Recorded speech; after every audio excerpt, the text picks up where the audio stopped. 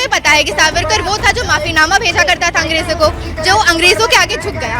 हर मस्जिद के नीचे एक मंदिर था। ये नफरत फैलाने का सबसे ज्यादा श्रेय गोदी मीडिया को जाता है। हिस्ट्री बदला गया है, पॉल साइंस बदला गया है, सेक्युलरिज्म जैसे सब्जेक्ट्स को हटा दिया गया है, मतलब सेक्युलरिज्म पे जो चैप्टर है इन चैप्टर्स को हटा दिया गया है ना जी। बिल्कुल, और ये सारी चालें ही हैं, है ना, ताकि रोजगार के मुद्दे पे, ताकि शिक्षा के मुद्दे पे, इन सारे मुद्दों पे बात ना हो जाए, महिला सुरक्षा पे या किसी भी ऐसे मुद्दे पर जो कि एक आम व्यक्ति को, एक आम नागरिक को मतलब जिससे अफेक्ट करता है, उस मुद्दे पे कहीं बात ना हो जाए। तो इन सारी चीज़ों से भटकाने के लिए मोदी सरकार हमेशा चुनाव से पहले हिंदू मुस्लिम करती आई है। पहले हमने देखा राम मंदिर का मसला था, अब ये मसला है कि हर मस्जिद के नीचे एक मंदिर था। ये नई बात इन्होंने शुरू कर दी है ना, कि हर दूसरी मस्जिद के नीचे एक मंदिर है। तो ये सारी जो चीज़ें, चाहे हम जहांगीरपुरी का वायलेंस देखें, और जब रामनवमी का समय चल रहा था तब यह इस तरह का तमाम वायलेंस गोवा में, गुजरात में, मध्य प्रदेश में, देश भर के तमाम जगहों पे हुआ है। उसके बाद इसका सबसे ज्यादा श्रेय, ये नफरत फैलाने का सबसे ज्यादा श्रेय गोदी मीडिया को जाता है, क्योंकि जब भी ऐसा वायलेंस होता है तो दिखाया जाता है हिंदू मुस्लिम दंगा हो गया, जबकि वो एक तरफा मुस्लिम कम्युनिटी पे अटैक होता है। पर ये भी तो कहा जा रहा है कि जो इतिहास है उसे गलत पढ़ाया गया है और जो चीज़ें निकल रही हैं वो उसमें निशान दिखाए जा रहे हैं। अभी नया वीडियो भी आया है, उस पर क्या कहना है? क्योंकि आरएसएस बीजेपी का तो पूरा राजनीति ही इतिहास बदलने के बेसिस पर है ना। अगर आप देखेंगे तो वो कहते हैं गोलवलकर और सावरकर जैसे लोग, सावरकर मतलब नेशनलिस्ट थे, नेशनलिस्ट मूवमेंट में उन्होंने बढ़ चढ़ कर भाग लिया। पर हमें पता है कि सावरकर वो था जो माफीनामा भेजा करता था अंग्रेजों को, जो अंग्रेजों के आगे झुक गया। जब हम ऐसे लोगों को स्वीकार करते हैं तो क्या हम भगत सिंह जैसे लोगों को, भगत सिंह जैसे वीर लोगों को नकारते नहीं हैं? तो ये लोग का तो पूरा नीति ही इतिहास बदलने का है। डीयू का मैंने हिस्ट्री ऑनर्स किया है, अंडर ग्रेजुएट का हिस्ट्री का जो कोर्स है उसको पूरा संस्कृताइजेशन कर दिया गया है।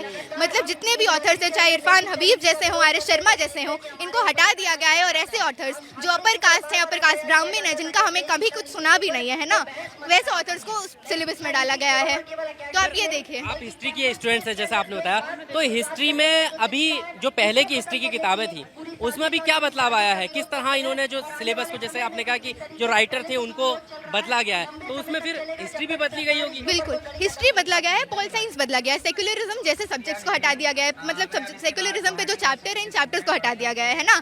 और इस तरह के चैप्टर हैं कि मतलब भारतीय संस्कृति पे चैप्टर है और वसुदेव कुटुंबकम पर हिस्ट्री के अंडर ग्रेजुएशन में ये सारी चीज़ें पढ़ाई जा रही हैं।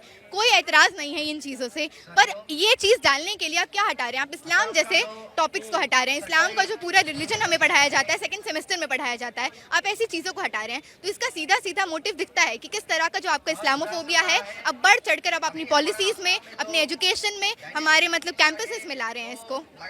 हम इस्लाम के नाम पे, क्योंकि अभी इस तरह के जब चुनाव आता है तब भी ये स्लोगन लगते हैं 80 बनाम 20 की बात होती है, यानी जो बड़ व्यवस्था का विरोध करते हैं उनको वो हिंदू बना दे रहे हैं, बाकी 20% अलग हो रहे हैं। और यही चीज़ें आपको इस शिक्षा में भी देखने को मिल रही है। बिल्कुल, और न्यू एजुकेशन पॉलिसी ही तो एक ऐसा पॉलिसी है बल्कि जो एकेडमिया में आप कहिए एक तरह से कास्ट सिस्टम को लेजिटिमाइज करता है ना, क्योंकि new education policy online education की बात करता है ना, 60-40 के रेशियो में। ऑनलाइन एजुकेशन क्या है, कौन लोग उसको ले पाएंगे? मैं खुद बिहार के एक ऐसे गांव से आती हूँ जहाँ पे मेरा ग्रेजुएशन ऐसे बैठे बैठे हो गया कि मैंने एक क्लास अटेंड नहीं किया, वो तब जब मेरे पास एटलीस्ट फ़ोन है। देश में ऐसे लोग हैं जिनके पास 24 घंटे नेटवर्क कनेक्टिविटी नहीं है, जिनके पास स्मार्टफोन लैपटॉप नहीं है ना। उसके बाद NEP के तहत FYUP लाया जा रहा है। FYUP 4 year undergraduate programme, जिसके तहत हर साल बाद आप छोड़ सकते हैं अपना कोर्स और वापस से एंट्री ले सकते हैं। तो ये किसी भी तरह का छूट नहीं है। ये बोला जा रहा है अगर दलित हो, अगर आदिवासी हो, अगर महिला हो तो भूल जाओ कि 4 साल का डिग्री लोगे, 1 साल का सर्टिफिकेट लो और निकलो। पर ये तो अच्छी बात है ना मैडम, अगर कोई बीच में छोड़ देता है उसे 2 साल का डिप्लोमा तो मिलेगा कम से कम। आप ये देखिए ना, वो किसी भी तरह की छूट नहीं है। हम मजबूर होंगे, मान लीजिए मेरा एडमिशन उस कोर्स के अंदर होता तो मैं जिस घर से आती हूँ मेरे घर वाले बोलते कि नहीं सर्टिफिकेट मिल रहा है ना, ले लो सर्टिफिकेट, लो निकलो, शादी कर देंगे। और जो वो लोग ऐसे घरों से आते हैं जिनके पास आर्थिक इस तरह का एक मतलब सपोर्ट नहीं है, उनके माँ बाप मजबूर होंगे कि सर्टिफिकेट और डिप्लोमा लो और निकलो, क्योंकि ये पॉलिसी वो पॉलिसी है जो स्टूडेंट को, यूथ को चीप लेबर के रूप में मार्केट में निकालना चाहता है। क्योंकि FYUP के अंदर आप जो भी मान लीजिए history honours, pol science honours, maths honours, आप कुछ भी करना चाहते हैं, पहले एक साल आपको कारपेंट्री, योगा, ये सब सिखाया जाएगा। तो ये क्या, ये कहने का तरीका नहीं है जो वर्क सिस्टम और इस तरह का सिस्टम कहता है कि अगर तुम्हारा बाप कारपेंटर है, अगर तुम्हारा बाप बढ़ी है, और अगर वो मतलब एक तरह से बार्बर है या कुछ है, तो तुम भी वही करोगे। कारपेंट्री सिखा के भारत में किसको जॉब मिलेगा? तो कह रहे हैं तमाम लोग परंपरागत काम अपना भूल गए ना। आप लोग दलित को जो काम दिया था वो आपका IAS बनना, कोई अधिकारी बनना, कोई डॉक्टर बनना, तो वो तो गलत है ना। गलत कैसे? आप कैसी बात कर रहे हैं? को लागू करना चाहते हैं ना वो। भारत संविधान पे चलता है, मनुस्मृति पे नहीं। ये जान लेना होगा बीजेपी RSS को। बिल्कुल कोशिश है, और इसी कोशिश के विरोध में आप यहाँ पे देखिए आज कितने लोग एकत्रित हैं, और ऐसे और लोग आएंगे। हर एक वर्ग जो पिछड़ा हुआ है, चाहे वो वर्किंग क्लास हो, चाहे वो आदिवासी हो, दलित हो, महिला हो, किसी भी कम्युनिटी का हो, सब एक साथ आएंगे। बिल्कुल कर रहे हैं ना, पर वो किस तरह से करवाया जा रहा है ना। आप कंडीशनिंग जिसको बोलते हैं, आप कंडीशनिंग जिसको बोलते हैं, जो एक मेन स्ट्रीम मीडिया उनको परोस रहा है, वो वही चीज कंज्यूम कर रहे हैं। एक लंबी लड़ाई है, और उस लड़ाई की शुरुआत अवेयरनेस से होगी। बिल्कुल कह रही है पूरी दुनिया में सराही जा रही है। बिल्कुल नहीं सराही जा रही है। ये एकदम कॉपी करने की कोशिश की जा रही है वेस्टर्न एजुकेशन को, और वेस्टर्न एजुकेशन में स्टिल उनके पास इतने संसाधन है, रिसोर्सेज हैं, भारत के पास नहीं है।